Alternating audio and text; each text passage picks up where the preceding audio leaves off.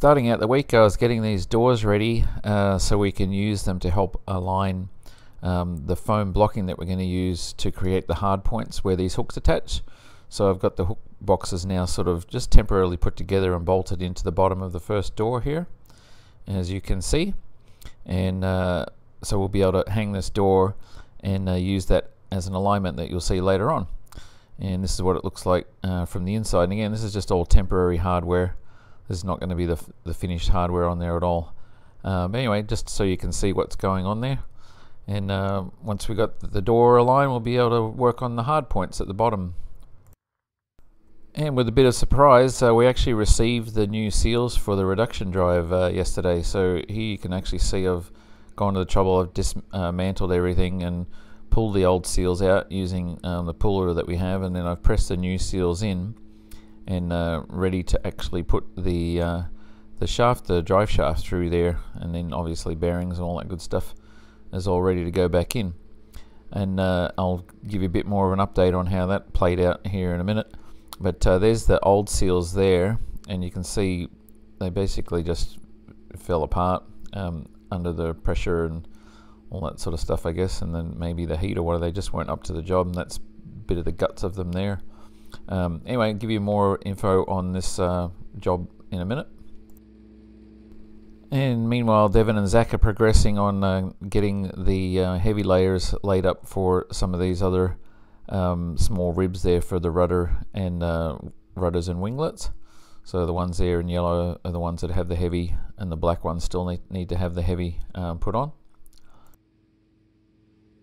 And Jeff's been making progress on getting these holes enlarged to the right diameter using the pneumatic drill that he has, where he basically pulls the hole back through using the guide hole that we had. And so here you can see basically you've got the guide bushing in there, and he's pulling the cutting bit through from the back side, and I'll just move the camera under here so you can see what's going on there. Basically there you can see there's the bit, and it's being pulled back towards Jeff, cutting the hole that way. So and it uses the pilot hole as the guide.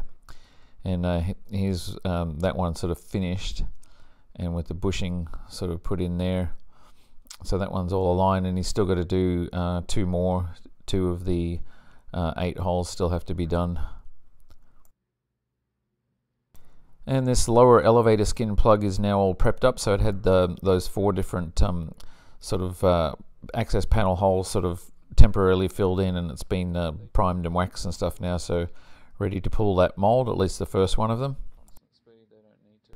And here's the first of those ones that got the heavy layers laid up on them, been now just released from the melamine board. And you know, obviously the plugs need to be removed from the molds there, but making good progress on those. And finally, more on the redrive here. So I ended up basically getting the bearing in there, and that's for the front side. And then I had to put the large oil seal on that side as well, and then put the shaft through there. And it was very tricky to actually do it because these new seals are so tight, and I'm pretty sure that I ended up nicking a little part of the edge of one of the seals, and I think they're kind of like Teflon or something. They're not rubber or anything like that, and I might have nicked a little bit because anyway, I got the engine running, as you'll see here in a second, and let it warm up. And it only took about maybe 5 minutes, and I started to see oil leaking out the backside of the redrive. And it's partly because of the way the seals are, and partly because of the way the drive shaft that they have to go over. I need to come up with a new technique, or at least perfect the one that I did to put it on. And there you can see the leak, and so I can actually, you know, slide that drive shaft through without catching the edge of the seal and damaging it, because there is a step or a couple of little steps on the drive shaft that want to catch the seals. So it's a very tricky way of doing it, and it's partly to do with the design, and this is something that we'll have to fix for production for sure. But anyway, so I'm going to be back in the shop tomorrow and pulling it all down again and replacing that seal again, and hopefully I can fix it this time around. Anyway, we don't always win. That's our update for the first half of this week, and thanks again for watching.